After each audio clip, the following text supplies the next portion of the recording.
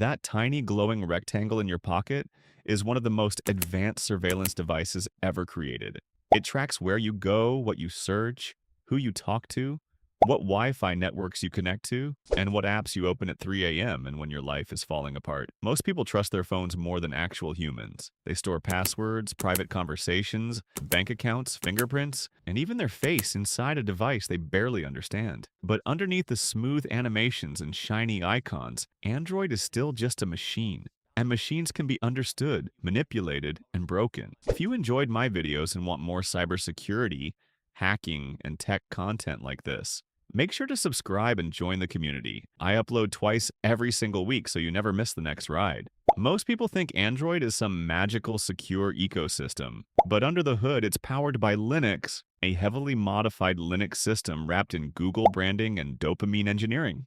Every app lives inside something called a sandbox, which is basically a tiny, isolated prison cell designed to stop apps from interfering with each other. But cybersecurity is a never-ending game of trust. Apps trust permissions, services trust broadcasts, users trust APK files, and sometimes that trust becomes the vulnerability. While you scroll social media, Android is constantly doing things behind the scenes. Services communicate silently, receivers wait for triggers, apps request permissions, and intents move information between applications. Most people never think about any of this. Hackers do. Android hacking isn't magic. It's understanding communication and finding the weak point nobody noticed. Maybe it's an exposed debug bridge, a badly secured app, a dangerous permission, or an exported activity the developer forgot to protect. That's the real game. Once you understand how Android communicates internally, you stop seeing phones like normal people do. You start seeing processes, APIs, permissions, attack surfaces, and opportunities.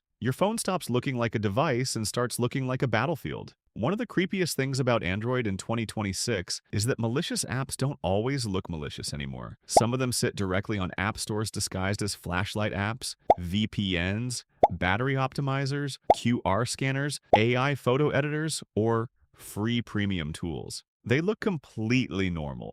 Thousands of fake 5-star reviews make them appear trustworthy, but a huge number of those reviews are botted, purchased, or generated to manipulate rankings and trick people into installing them. Then the app starts asking for permissions that make absolutely no sense. A wallpaper app suddenly wants microphone access. A calculator wants your contacts. A random flashlight app asks for camera permissions, Bluetooth control, accessibility access, notifications, SMS permissions, and precise location tracking. Most users blindly press allow because they just want the app to work, without realizing they're handing over huge parts of their digital life. Some malicious apps abuse Android accessibility services to monitor screens, steal banking credentials, capture OTP codes, and even control the device remotely like spyware. And then there's Bluetooth, one of the most ignored attack surfaces on modern phones. Most people leave Bluetooth enabled 24/7 without even thinking about it, but wireless communication opens doors attackers love to test. Over the years, researchers have demonstrated attacks like Blueborn, Bluetooth spoofing, malicious pairing requests, device tracking, and data interception vulnerabilities affecting phones, headphones, smartwatches, speakers, and even cars. Cybersecurity professionals use tools inside Quali, HexDump tool, BetterCap, and Bluetooth analysis frameworks to study wireless security behavior and test for weaknesses in controlled environments. The scary part is that most users never update firmware on Bluetooth devices, meaning vulnerable hardware can stay exposed for years. But honestly, one of the most dangerous mobile attacks today doesn't even require hacking the phone itself. It targets the human behind it. SIM swapping attacks have exploded because attackers realized something terrifying. If they control your phone number, they can often reset your entire digital life. In many attacks, cybercriminals gather personal information through phishing, OSINT, leaked databases, fake support calls, or social engineering, then trick a telecom provider into transferring the victim's phone number onto a SIM card controlled by the attacker. Suddenly, your signal disappears and theirs activates. Now they receive your OTP codes, password reset links, banking verification messages, and authentication texts. In modern security,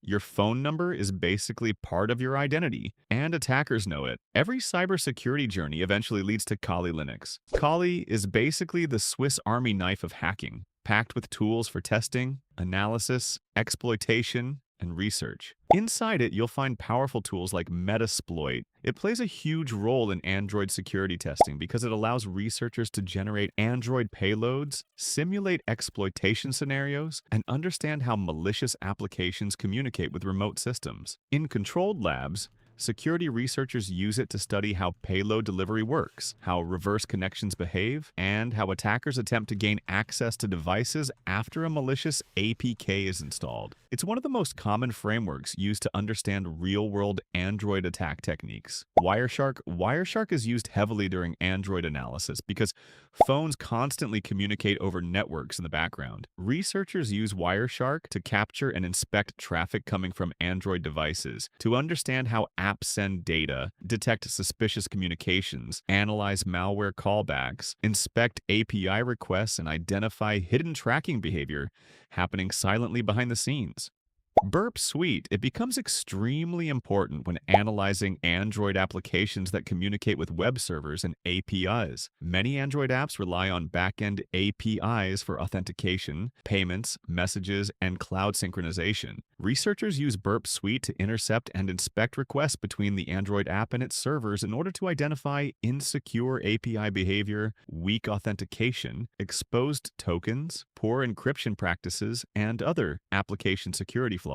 Social Engineer Toolkit. This tool highlights one of the biggest realities in Android hacking. Sometimes the target isn't the phone, it's the human using it. Security researchers use SET Toolkit in awareness labs and simulations to demonstrate how fake login pages, phishing links, malicious downloads, and deceptive messages can trick users into installing dangerous APKs. APKTool. APKTool is one of the core tools in Android reverse engineering. It allows researchers to decompile APK files so they can inspect application resources, permissions, manifests, activities, and internal configurations. This helps analysts understand what an app is doing behind the scenes, identify suspicious behavior, study malware techniques, and analyze how Android applications are structured internally. ADB, Android Debug Bridge, was designed for developers, not attackers. It's basically Android's backstage access panel. It allows deep interaction with the device through commands, debugging, shell access, app management, and file transfers. And if somebody accidentally exposes ADB over a network without securing it properly,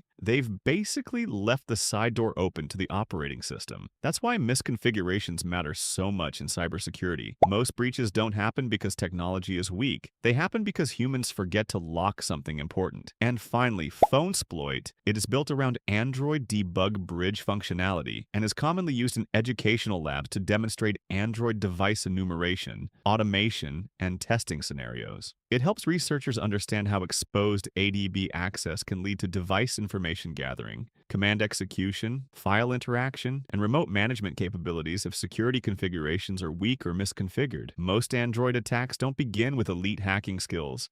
They begin with trust, a fake APK, a cracked game, a premium unlocked app, a suspicious battery optimizer, a fake security update. The attack works because humans are curious and curiosity is exploitable. The victim installs the app, ignores the warning signs, clicks allow 15 times without reading anything, and suddenly malicious code starts executing silently in the background. This is why Android security matters so much in 2026. Your phone isn't just a phone anymore, and it's your wallet, identity, camera, authentication device, memory storage, and digital life support system combined into one target.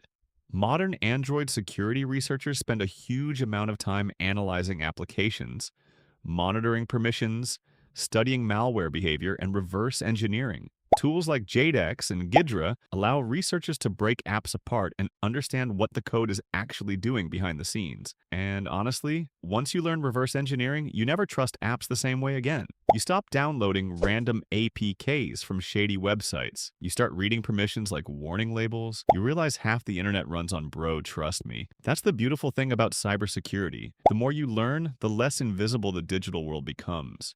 You stop being a passive user and start becoming aware of how systems really work underneath the surface. Real hacking knowledge isn't about destruction. It's about understanding systems deeply enough to see what everybody else misses. That's the difference between script kiddies and actual security researchers. One copies commands, the other understands why the commands work. If you enjoyed this video and want to learn more about hacking, subscribe and join the community. I upload twice every single week with super amazing content like this. Like the video, share it with a friend who still installs random APKs at 3 a.m., and comment down below what you want me to break down next. You're watching Hacker's Arsenal, and I'll see you in the next one.